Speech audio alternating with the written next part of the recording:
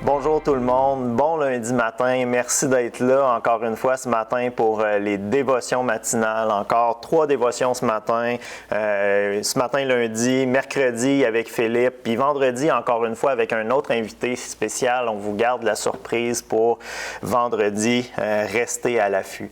Donc aujourd'hui on va se pencher sur la parabole des 2 fils, donc pas la parabole du fils prodigue, mais la parabole des 2 fils qu'on retrouve dans Matthieu 21 des versets 28 à 32. Je vous la lis et ensuite on regarde le texte ensemble. Un homme avait 2 fils. En s'adressant au premier, il dit « Mon fils, va travailler aujourd'hui dans ma vigne. » Il répondit « Je ne veux pas. » Ensuite, il se repentit et y alla. S'adressant à l'autre, il dit la même chose. Et ce fils répondit « Je veux bien, Seigneur. » Mais il n'y alla pas. Lequel des 2 a fait la volonté du Père?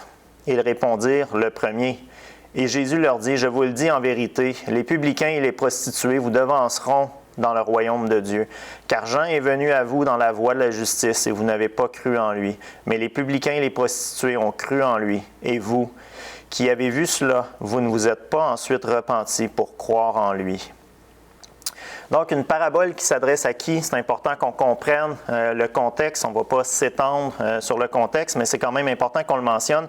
Une parabole qui s'adresse aux pharisiens. Puis, aujourd'hui, je veux qu'on soit capable de se poser la question à savoir, est-ce que ça se pourrait qu'on soit un peu plus pharisien, qu'on veut le laisser paraître ou qu'on veut se l'avouer même à nous-mêmes? Parce que habituellement, les histoires qu'on voit dans les Écritures, que ce soit les paraboles comme ça que Jésus adresse aux pharisiens ou même les paroles qu'il adresse aux pharisiens directement, c'est rarement très flatteur. Donc, dans notre tête, on se fait rapidement une idée en se disant comme « Ah, ben moi, je suis pas comme eux. » Mais ce matin, je veux qu'on soit capable de réfléchir à savoir, est-ce que ça se peut que parfois j'agisse comme un pharisien? Puis je veux que vous soyez dans l'introspection vraiment pour vous poser ces questions-là. Donc, je veux qu'on regarde quelques détails à propos des 2 frères. 3 détails en fait qu'on va regarder. Premier, ils ont le même père. Habituellement, quand tes 2 frères, ça va de soi, ça va ensemble. C'est une façon subtile juste d'affirmer que Dieu est le créateur de toute l'humanité. Parce qu'on se rappelle qu'on est dans une parabole, donc Jésus veut illustrer quelque chose par rapport au royaume de Dieu en prenant des images qu'on connaît tous. Fait que Dieu est le créateur de toute l'humanité. Il est le Père, le créateur de toute l'humanité. Pas le Père dans le sens qu'on est son Fils, parce qu'on a donné notre vie à Dieu, mais parce qu'il est le créateur de tout l'univers. Deuxième chose, le même commandement est donné aux deux frères. Verset 28, « Va travailler aujourd'hui dans ma vigne. » Le Père, il ne cautionne pas la paresse. Puis c'est quelque chose de récurrent dans la Bible. On le voit dans la Lamentation 3.27, puis à plusieurs endroits dans les Proverbes où il y a une valeur au travail. Un autre fait intéressant, c'est que sont les héritiers, mais le Père les invite à travailler quand même. C'est pas parce qu'ils sont les héritiers qu'ils ne doivent pas travailler. On dirait qu'on a tous le rêve à quelque part d'avoir un Père riche parce que ça nous permettrait d'être paresseux, parce que ça nous permettrait de rien faire. Puis ça peut venir pointer ça ici. La paresse est au fond de chacun de nous, puis elle nous guette tous, puis elle va prendre des formes différentes. Parfois, c'est dans nos relations. Parfois, ça va être dans le travail. Parfois, c'est dans notre relation avec Dieu qu'on va être paresseux. Parfois, c'est quand que d'autres personnes ont besoin d'aide, qu'on va tout le temps avoir des raisons pour ne pas aider notre prochain, qu'on va être paresseux. Puis ici, on parle d'avoir une théologie saine du travail. Un travail qui amène un sentiment de devoir accompli, de joie, de plaisir, mais pas un travail qui amène une auto-justification parce que j'ai beaucoup produit, je m'attends à recevoir beaucoup en retour.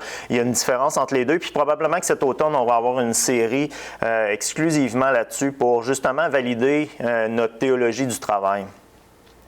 Je ne sais pas si vous avez déjà remarqué, mais dans Genèse 2.15, Adam et Ève sont appelés à travailler dans le jardin avant même la chute. Mais c'est un travail qui contribuait au royaume de Dieu. Ce n'était pas une corvée pour eux de travailler au royaume. Ils sentaient qu'ils contribuaient à quelque chose de plus grand qu'eux. Puis la chute a changé la nature du travail, mais Dieu cautionne toujours pas plus la paresse, pas plus qu'il cautionne de surtravailler. Puis aujourd'hui, avec la quantité de burn-out qu'on voit dans notre société, je vous assure que ça, c'est pas travailler non plus selon le plan de Dieu. Donc, par la grâce de Dieu, malgré la chute, on est appelé à travailler dans la moisson, à travailler dans la vigne, mais ça nécessite de l'obéissance. Le Père dit « va travailler ». Les deux réagissent d'une façon différente. Donc, il y avait une possibilité d'obéir. Les deux ont failé à cette possibilité-là. Donc, d'aller travailler, pas parce que ça nous tente. Ça tente à aucun des deux frères. De toute évidence, il n'y en a aucun des deux que ça y tente d'aller travailler. Mais ils sont appelés aujourd'hui, pas demain, sont appelés à aller travailler dans la vigne. Regardez le ton du Père. Puis si je m'attarde un peu en fait sur le Père lui-même. Le Père dit « Mon enfant va travailler ». On entend la tendresse du Père d'un côté, mais on entend aussi son autorité, qui a un plan pour eux autres. Il sait qu'est-ce qui est bon pour ses enfants. Il ne veut pas les surcharger, mais il ne veut pas les laisser aller non plus à leur penchant naturel de cette paresse-là qui les habite. Puis on a besoin de ce Père-là. Puis on comprend souvent pas que c'est en travaillant dans la moisson qu'en travaillant dans la moisson, on est en train de travailler pour le royaume, on est en train de travailler pour l'entreprise familiale, on est en train de travailler, pas pour nous d'une façon égoïste, mais on est en train de participer à notre affiliation, notre famille, ce à quoi on a été adopté quand on est dans la famille de Dieu.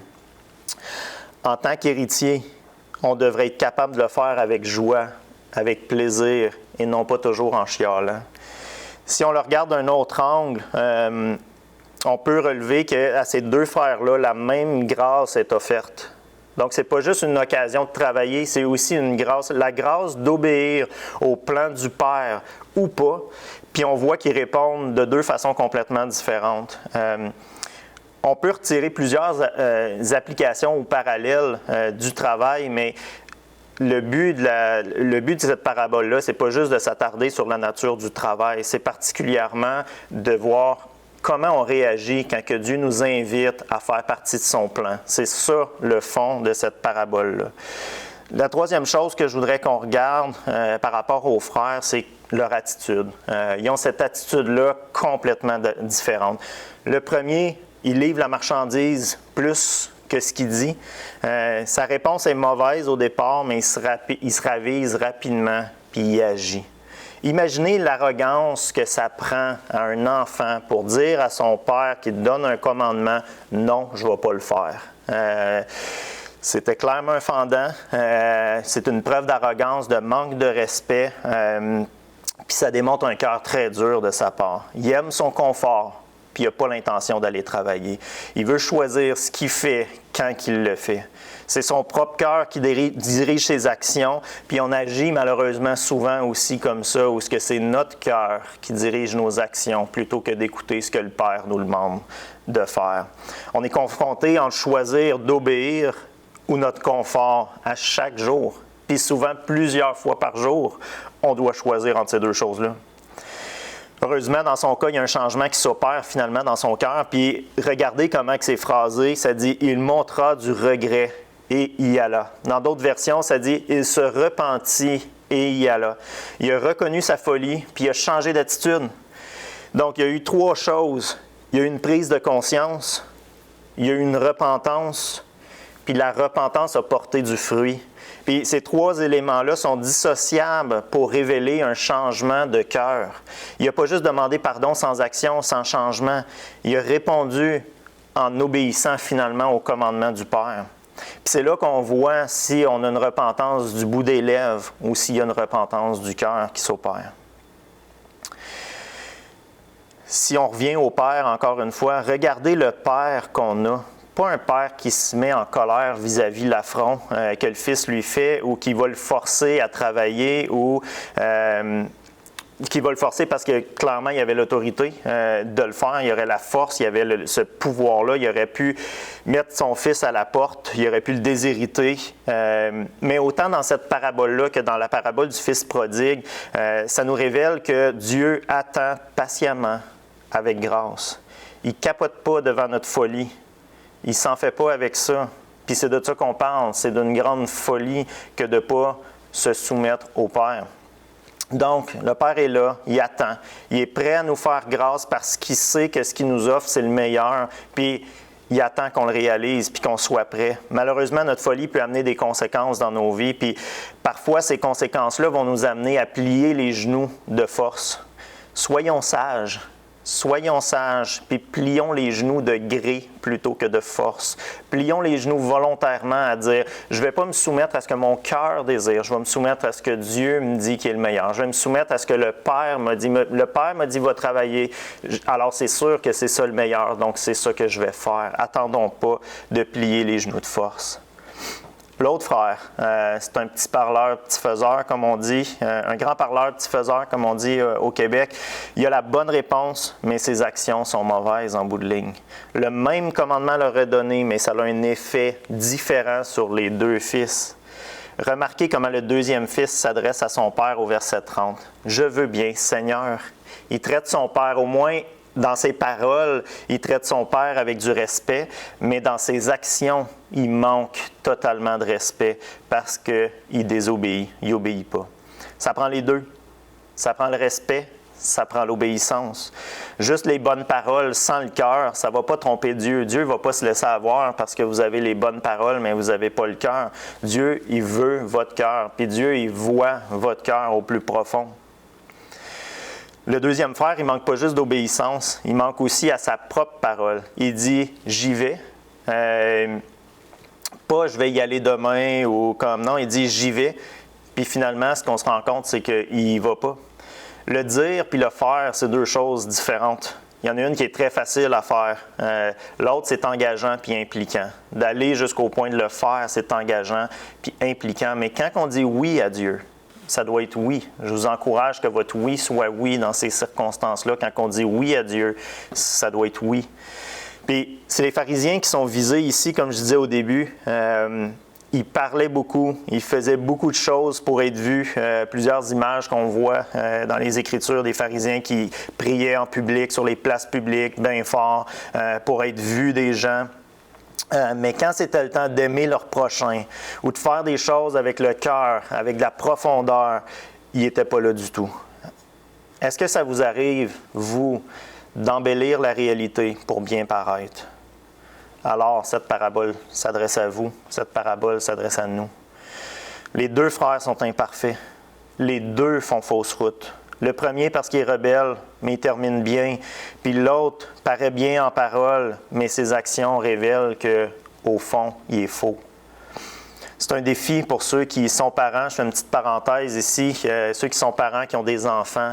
La rébellion active versus la rébellion passive chez les enfants n'est pas toujours facile à identifier. Puis, en tant que parents, on a besoin de beaucoup de grâce puis de sagesse pour enseigner nos enfants en travaillant leur cœur et non pas juste leur comportement. Même chose pour nous. Il faut que leur comportement soit un débordement du cœur et non pas le bon comportement, mais qui n'est pas animé par le bon cœur, qui est juste là pour paraître, qui est juste là pour que papa ou maman ne se fâche pas. Il faut travailler le cœur. Ça, c'est de la religiosité, de le faire juste pour paraître. Puis malheureusement, ça nous guette tous parce qu'on est souvent sensible à l'image qu'on projette, à comment les gens nous perçoivent. Regardez à votre cœur. Est-ce que vous faites les choses pour que les gens vous voient ou vous faites les choses seulement par obéissance, une obéissance pure à votre Père céleste? C'est pas toujours facile. C'est clairement pas toujours facile, mais c'est à ça qu'on est appelé. C'est une parabole qui témoigne de la grâce de Dieu, comme je disais un peu plus tôt. Donc, qui témoigne de la grâce de Dieu d'un côté, puis de l'attitude qu'on doit adopter de l'autre. Celui qui réalise qu'il fait fausse route, se repent, se détourne de sa folie, Dieu va le pardonner. Puis on le lit à plusieurs endroits, puis je sais qu'il y a plusieurs passages que je vous ai mentionnés depuis le début, je n'ai pas pris le temps de lire, mais je veux qu'on puisse lire 3 versets qui mettent l'emphase là-dessus, juste pour qu'on comprenne la nature du Père. Ésaïe 55, 7, « Que le méchant abandonne sa voie et l'homme d'iniquité ses pensées, qu'il retourne à l'Éternel qui aura pitié de lui, à notre Dieu qui ne se lasse pas de pardonner. » Ézéchiel 18, 21, « Si le méchant revient de tous les péchés qu'il a commis, s'il observe toutes mes lois et pratique la droiture et la justice, il vivra, il ne mourra pas. Toutes les transgressions qu'il a commises seront oubliées. » 2 Chroniques 7, 14, « Si mon peuple, sur qui est invoqué mon nom, s'humilie, prie et cherche ma face, et il se détourne de ses mauvaises voies, je l'exaucerai des cieux, je lui pardonnerai son péché, et je guérirai son pays. » Bien sûr, on n'est plus sous la loi. Ces versets-là ont été donnés quand on était sous la loi. Mais ces versets démontrent quand même le cœur de Dieu qui va se révéler aussi à la croix en envoyant son Fils. Le but de Dieu n'a jamais été de punir personne. Ce n'est pas le but de Dieu. Il a toujours voulu offrir sa grâce à son peuple et puis il a toujours offert le moyen pour y arriver jusqu'à envoyer son propre Fils, comme je viens de dire, pour donner accès au pardon de nos péchés. Si dans votre façon de voir Dieu, vous voyez toujours Dieu comme un Père sévère, dur, qui cherche juste la puce pour punir les humains, c'est parce que vous interprétez Dieu à la lumière de votre propre Père ou vous interprétez Dieu à la lumière de comment les humains agissent en général. Mais il n'est pas comme ça. Relisez les Écritures en cherchant à apprendre, à connaître le Dieu de la Bible qui aime, pardonne, qui prévient, oui, qui est juste, mais qui aime et qui prend soin, qui veut sauver, qui a un amour profond pour sa création. On doit apprendre à connaître ce Dieu-là, parce que c'est ce Dieu-là qui est digne de notre adoration. Si on revient à notre parabole, on voit que les 2 fils ont le même père, ils ont reçu le même commandement, mais ils répondent d'une façon différente. Un avec humilité, en acceptant finalement de se soumettre, puis l'autre avec orgueil, en prétendant pour préserver la face, mais en ayant un cœur faux. Jésus continue au verset 31 en disant « Je vous le dis en vérité, les publicains et les prostituées vous devanceront devant le royaume de Dieu. » Les publicains et les prostituées, c'était les exclus de la société, puis particulièrement par les pharisiens qui étaient des gens religieux. Donc, pour eux, c'était une insulte d'être comparé à eux puis de se faire dire « Bien, eux autres vont vous devancer dans le royaume de Dieu. » Mais ce que Jésus dit, c'est que un hypocrite qui se nourrit de son hypocrisie, donc qui pense qu'il est correct, qui porte un masque pour bien paraître, c'est beaucoup plus difficile de le convaincre que quelqu'un qui sait d'avance qu'il est un pécheur. Jésus leur dit, ceux-là que vous rejetez, ceux qui se reconnaissent plus facilement comme des pécheurs, eux vont accéder plus facilement au royaume de Dieu à cause de cette humilité-là. Marc 2, 17 nous dit, « Ce ne sont pas ceux qui se portent bien qui ont besoin de médecins, mais les malades. Je ne suis pas, puis c'est Jésus qui parle ici, je ne suis pas venu appeler des justes, mais des pécheurs. » Les pharisiens se pensaient acceptables et ça les empêchait de voir le véritable état de leur cœur. Comme Philippe a mentionné, je ne sais pas si c'est ce mercredi ou mercredi passé, mais la grâce de Dieu peut s'étendre à tous les humains. Mais ce n'est pas tous les humains qui ont le désir d'être sauvés. Puis ça, il faut qu'on le comprenne. Quand on se considère juste, on se dit qu'on n'a pas besoin de Dieu. Ma question pour toi ce matin est donc, est-ce que tu te reconnais comme pécheur? Est-ce que tu reconnais ton besoin de Dieu aujourd'hui même? Ou est-ce que tu te considères comme quelqu'un de juste, quelqu'un de sa coche? Le salut nous sauve du pouvoir du péché, mais pendant toute notre vie, on va être dans un processus de sanctification pendant lequel Dieu va continuer d'enlever toutes les formes de péché que le péché prend dans nos vies. Il y a le salut et il y a la sanctification. Donc, ce n'est pas parce qu'on a été sauvé, ce n'est pas parce qu'on s'est repenti une seule fois que là, on est rendu une personne parfaite puis on peut s'enfler d'orgueil. On a besoin de l'Évangile une fois pour notre salut, puis on a besoin de l'Évangile à tous les jours pour notre sanctification. L'humilité, ce n'est pas juste une fois, c'est pendant toute notre vie. On doit être humble dans la posture qu'on prend devant Dieu, dans la posture qu'on prend devant les autres, et non pas d'être des orgueilleux comme étaient les pharisiens. Finalement, au verset 32, Jésus termine en disant « Car Jean est venu à vous dans la voie de la justice, et vous n'avez pas cru en lui. Mais les publicains et les prostituées ont cru en lui, et vous, qui avez vu cela, vous ne vous êtes pas ensuite repentis pour croire en lui. » C'est une invitation à la repentance. Ils en sont à leur troisième prise. Puis ce que Jésus leur dit, c'est les prophètes ils ont annoncé Jean, puis ils le savaient, les pharisiens le savaient, les prophètes avaient annoncé Jean, ils ne l'ont pas cru. Ils ont vu des gens croire, donc ils ont eu des modèles d'humilité dans leur vie autour d'eux, des personnes qui étaient capables de se repentir, de s'humilier. Ils n'ont toujours pas cru. Ce que Jésus laisse sous-entendre aussi, parce que les pharisiens viennent juste de contester son autorité, c'est que Jésus a accompli tous les signes qui démontraient qu'il était le Messie, puis malgré ça, ils doutent encore. Jésus leur offre, en leur parlant clairement, encore une occasion de s'humilier, comme le roi Nebuchadnezzar, comme on l'a vu dimanche passé, le roi Nebuchadnezzar qui s'humilie. Donc, il leur donne une occasion de reconnaître qui est Dieu, puis de se repentir de la dureté de leur cœur, de se dire « Moi, je n'ai pas besoin de Dieu, je n'ai pas besoin d'un sauveur, je n'ai pas besoin de Jésus, je suis une bonne personne. » Puis je vous refile l'invitation. Si tu te reconnais dans l'attitude des pharisiens, dans la dureté de leur cœur, admets-le, repens-toi, puis suis Christ. Cette parabole, c'est une grosse mise en garde pour chacun d'entre nous, parce que il y a des éléments qui nous concernent tous et chacun. Un rappel aussi à agir plus qu'on parle, faire attention à ce qu'on dit. C'est facile de parler, c'est facile de prétendre, mais c'est le fruit dans votre vie qui devrait parler beaucoup plus que votre bouche. J'ai vu une blague sur Facebook la semaine dernière, puis c'est deux chrétiens qui parlent, puis il y a un chrétien qui dit à l'autre « Quoi, tu menaces de ne pas aller à l'église parce que tu vas être obligé de porter un masque en lien avec la COVID-19? » là. Il dit « Fait que là, toi, tu dis que tu ne vas pas aller à l'église parce que tu vas être obligé de porter un masque. » Il dit « Pourtant, ça fait des années que tu en portes un puis ça ne t'a jamais dérangé. » C'est facile de porter un masque à l'Église, de porter un masque avec nos amis chrétiens, dans notre groupe Connexion, mais Dieu connaît votre cœur. Dieu connaît votre cœur. Jésus nous appelle à laisser tomber le masque une fois pour toutes. Ça nous fait peur, c'est menaçant, mais c'est la bonne chose à faire. On n'a rien à perdre. On revient toujours à 1 Samuel 16, 7. Ça fait quelques fois qu'on y revient dans les dernières semaines, qui dit « L'Éternel ne considère pas ce que l'homme considère. L'homme regarde à ce qui frappe les yeux, mais l'Éternel regarde au cœur. Dieu connaît votre cœur. Dieu vous voit. Dieu le sait. Puis il veut vous libérer de cette façade-là. Vous n'avez pas besoin d'essayer d'y arriver par vos propres forces. Jésus est déjà suffisant à la croix. La vie chrétienne, c'est pas juste un mode de vie. C'est pas non plus une religion de juste faire puis pas faire certaines affaires. C'est une soumission à la royauté de Christ dans vos vies. Ce matin, c'est donc un appel à vivre une vie chrétienne authentique, profonde, réelle, puis sortir de ce paraître-là.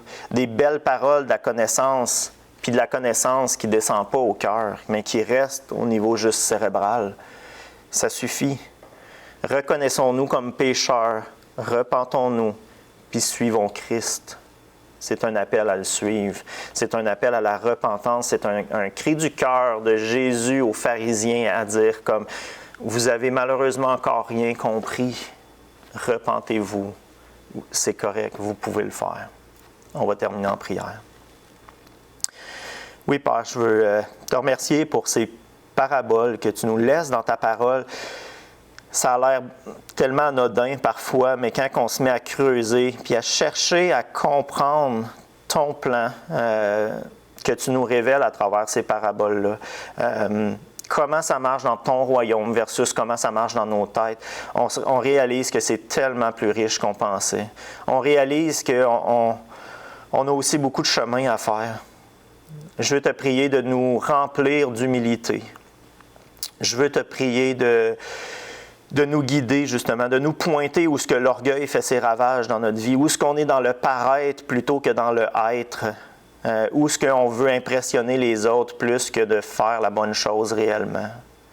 On a besoin de grandir, on a besoin d'apprendre, on a besoin que tu nous pointes ces choses. On te remercie d'être ce Père qui veut nous accorder la grâce, qui ne veut pas nous écraser sous un fardeau qu'on ne peut pas porter, mais qui veut qu'on prenne part à son royaume, qui veut qu'on prenne part à l'entreprise familiale, qui nous invite à entrer dans sa joie, dans son royaume.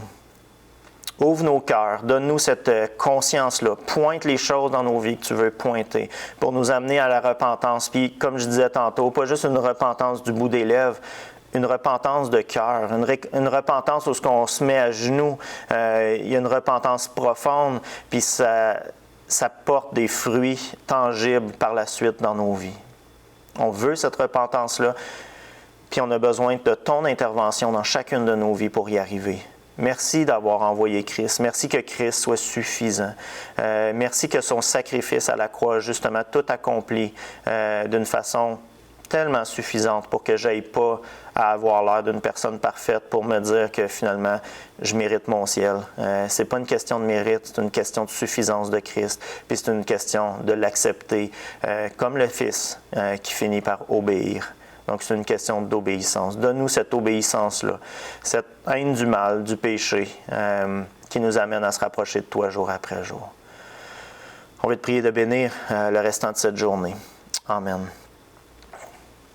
Je vous souhaite une bonne journée à tous, une bonne matinée, une bonne semaine qui commence. Comme je disais, on se revoit mercredi avec Philippe, vendredi avec un invité spécial. Donc, bonne semaine. Bye bye.